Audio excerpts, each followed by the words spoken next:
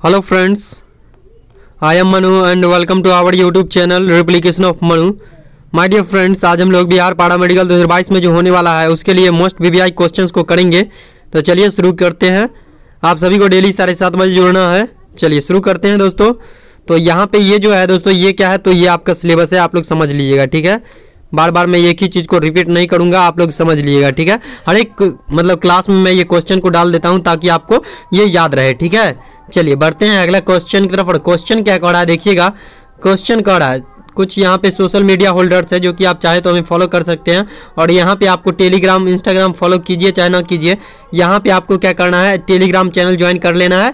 Telegram से आपको फ़ायदा क्या होगा कि जो भी क्लास चलेगा उसका नोट्स जो है वो आपको टेलीग्राम पे मिल जाएगा। यानी जो भी क्लास चलेगा क्वेश्चन का, उसका मेरे हाथों से लिखा हुआ नोट्स जो है वो आपको प्रोवाइड होता है। कहाँ पे डाउनलोड कर पाइएगा? टेलीग्राम पे, ठीक है।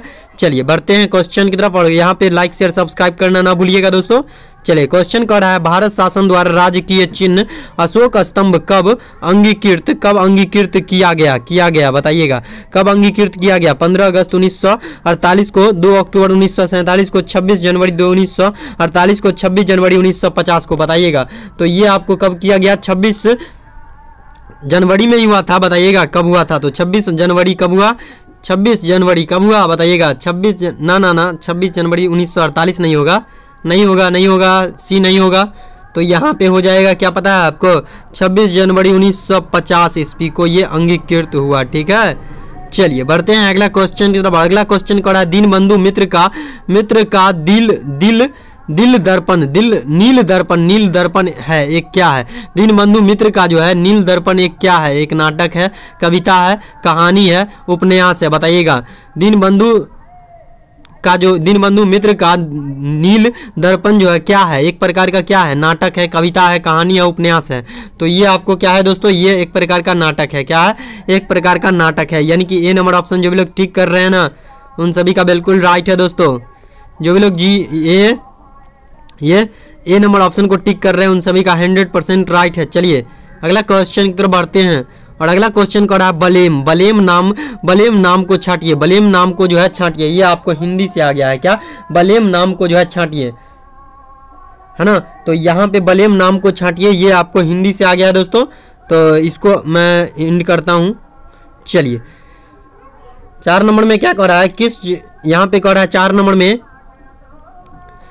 में क्या कर रहा है, किस सुल्तान को खलीफा से सम्मान वस्त्र प्राप्त हुआ था बताइएगा, है ना। तो खलीफा से यहाँ पे कह रहा है कि सुल्तान को जो है खलीफा से सम्मान वस्त्र प्राप्त हुआ था। ए में करा अलाउद्दीन खिलजी को, बी में करा इल्तुतमिश को, सी में करा बलबन को, और डी में करा कुतुबुद्दीन ऐबक को बताइएगा। तो ये जो हुआ था दोस्तों, किसको हुआ था? इल्तुतमिश को हुआ था ना। किसको प्राप्त हुआ था दोस्तों? तो ये आपको हो गया था इल्तुतमिश को। किसको? इल्तुतमिश को, ठीक है। यानी कि बी नंबर ऑप्शन जो भी लोग टिक कर रहे हैं ना, उन सभी का बिल्कुल राइट है दोस्तों। चलिए बढ़ते हैं अगला क्वेश्चन की तरफ। और अगला क्वेश्चन क्या करा है, ध्यान दीजिएगा आप लोग।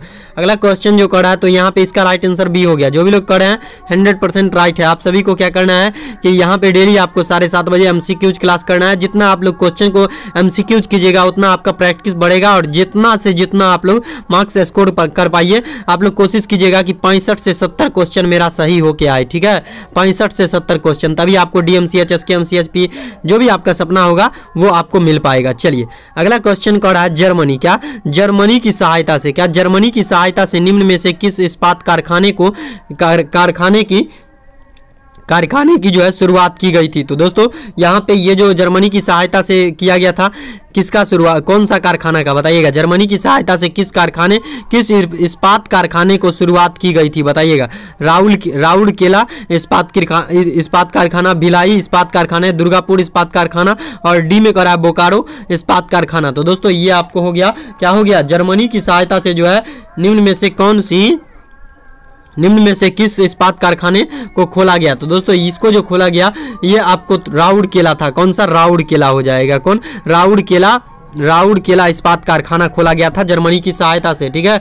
और राउरकेला इस्पात कारखाना जो है भारत में सर्वाधिक क्षेत्र क्षेत्र का पहला एकीकृत इस्पात कारखाना था। ठीक है, इस इस्पात का कारखाना है, ये चीज़ आप लोग याद रखिएगा। बाकी आपको नोट्स जो है वो टेलीग्राम पे मिल जाएगा, आप लोग ज्वाइन कर लीजिएगा।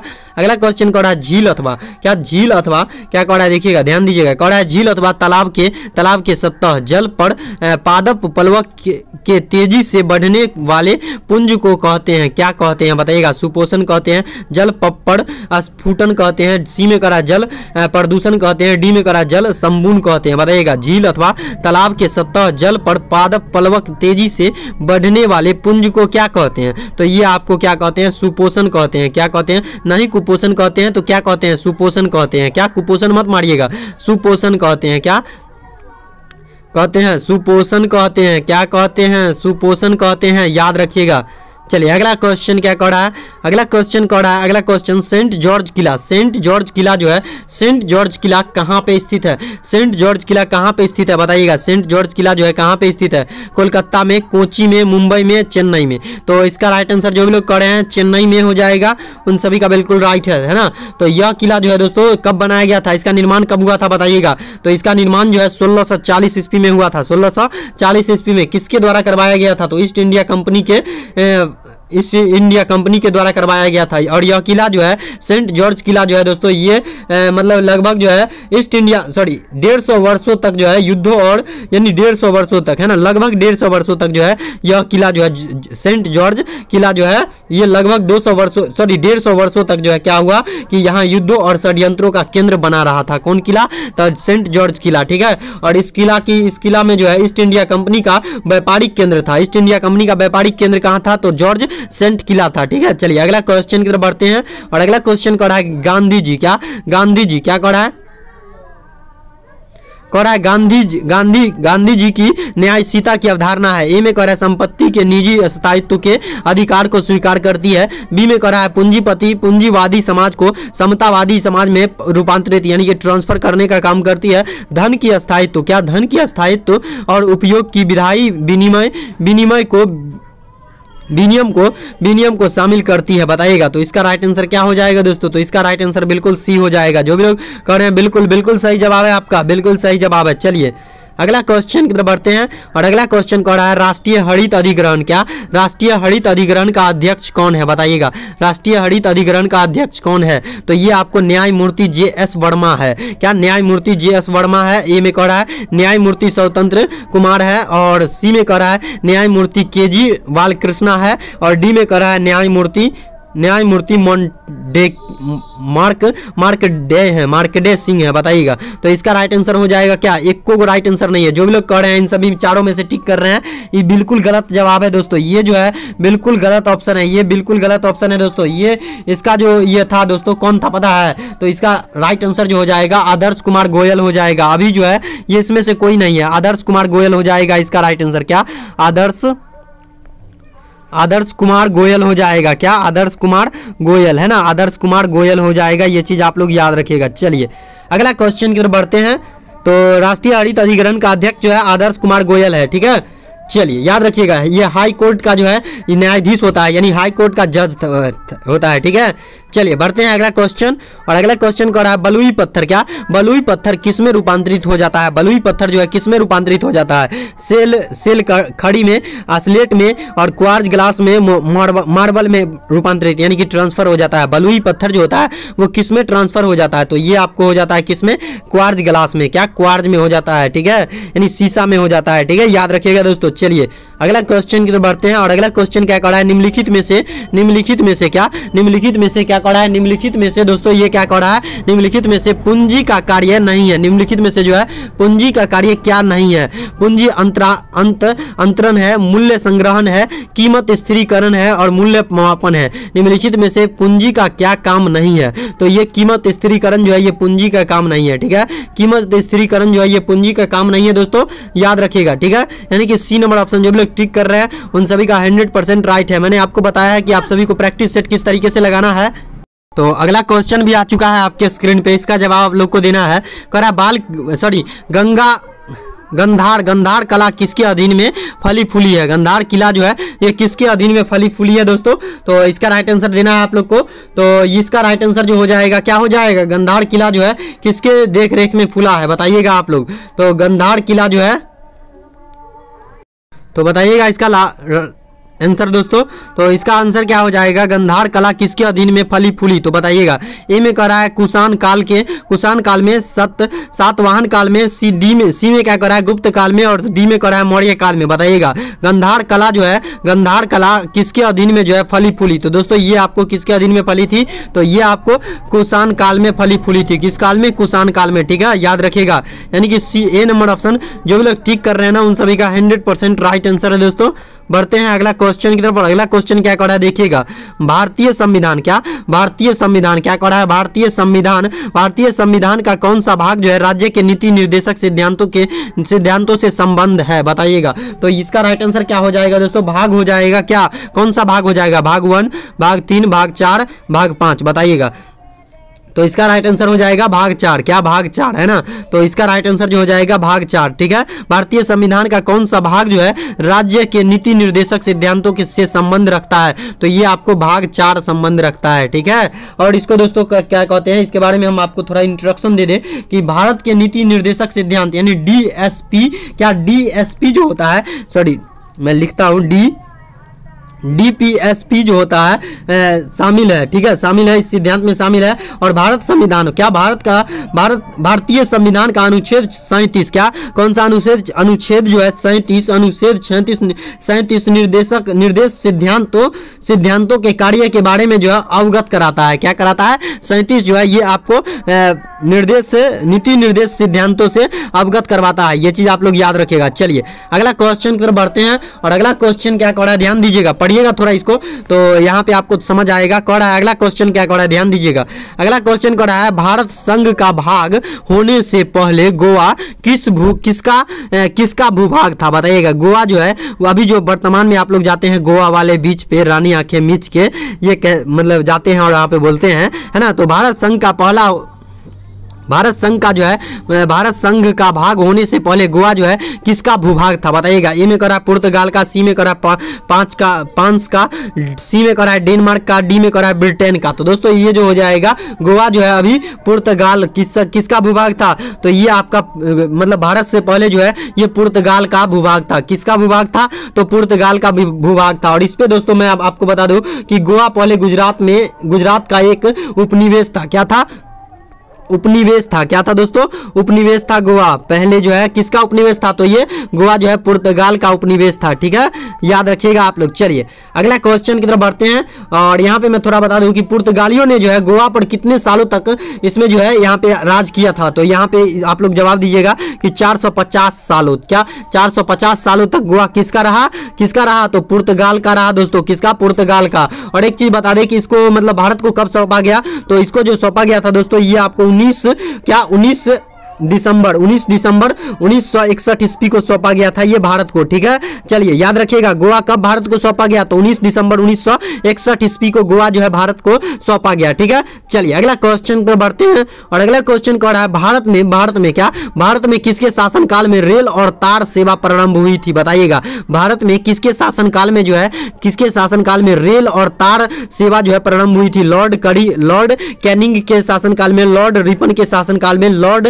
डलहौजी के शासनकाल में, लॉर्ड मिंटो के शासनकाल में। ये क्वेश्चन कई बार रिपीट हो चुका है दोस्तों। और ये क्वेश्चन आपको 2004 में पूछ भी दिया था। कब पूछा था? 2004 में ये क्वेश्चन पूछ दिया था दोस्तों, ध्यान रखिएगा। तो यहाँ पे दोस्तों आपको मैं बता दूं कि यहाँ पे इसका राइट आंसर जो हो जाएगा लॉर्ड डलहौजी हो जाएगा। कौन हो जाएगा? लॉर्ड डलहौजी के शासनकाल में जो है भारत में रेल और तार जैसी सेवा जो है प्रारंभ की गई थी लॉर्ड डलहौजी के शासनकाल में। ठीक है, तो यहाँ पे दोस्तों आप लोग याद रखिएगा, है ना, लॉर्ड डलहौजी के शासनकाल में ये किया गया था। ठीक है, तो चलिए आगे कह रहा है लॉर्ड डलहौजी ब्रिटिश भारत का जो है गवर्नर जनरल बनकर आया था। ठीक है, ये चीज आप लोग याद रखिएगा। और ये जो है 1848 ईस्वी 1848 ईस्वी तक जो है